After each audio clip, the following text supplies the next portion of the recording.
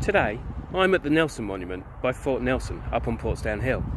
It's no surprise to find a monument to Horatio Nelson in Portsmouth, but there are a few quirks in the history of this structure, and many assume that Nelson's column in Trafalgar Square would have been the first, but that falls short by some way.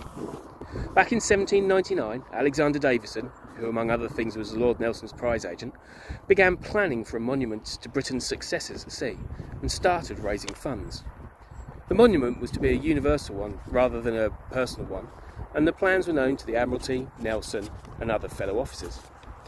At this point, some shenanigans seem to have happened, for the £4,000 Davison raised prior to Trafalgar vanished, and Davison, though never seemingly punished for this misappropriation of monies, was later convicted of fraud for different offences. So that may have been the end of any monument here, let alone one dedicated to Nelson.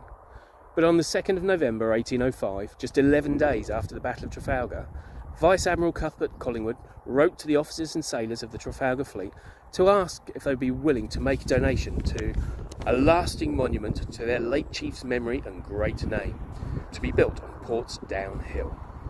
One source says this site was picked as it is due north from the centre of Portsmouth Harbour, so not only would it be clearly visible, it would make an excellent sea mark for sailors navigating in the Solent. The sailors gladly opened their purses and chipped in, and the design, unveiled in early 1807, was drawn up by John Thomas Grove of the Board of Works.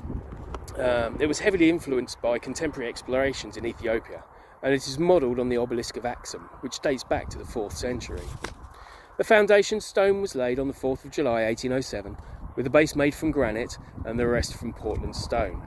It stands 120 feet high, and though repaired over the years, the south face has the original bust of Nelson at the top, which you can just see all the way up there.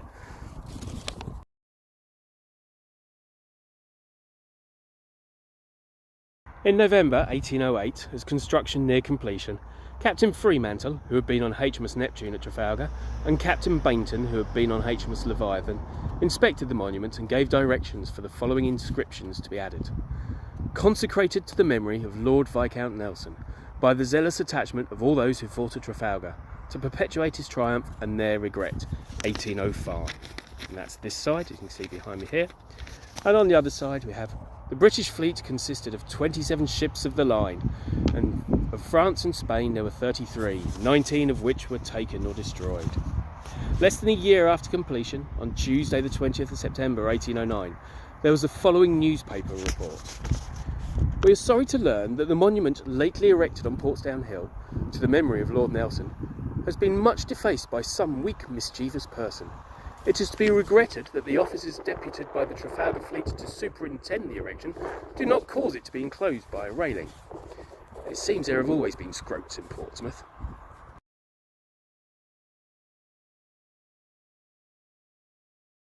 In 1885, the Trinity Brethren, who look after lighthouses and have a strong charitable arm, replaced rotten stones in the monument and paid for the inscriptions to be recarved. But by 1897, the Portsmouth Evening News reported, "It is not to the credit of Portsmouth that the Nelson Monument on Portsdown Hill be so neglected that outside aid has to be invoked to keep it in repair." It was the Navy League, an organisation who promoted awareness of the role of the Royal Navy, who pushed for the much needed repairs, and after a false start in early 1899 and a query about the monument's future in the House of Commons, the Admiralty stepped in to provide the funds to complete the repairs. The monument also had a facelift just before the millennium and minor repairs then, and it's generally well looked after now, although if anyone's got a paintbrush, have a look at the fence behind me there, thank you.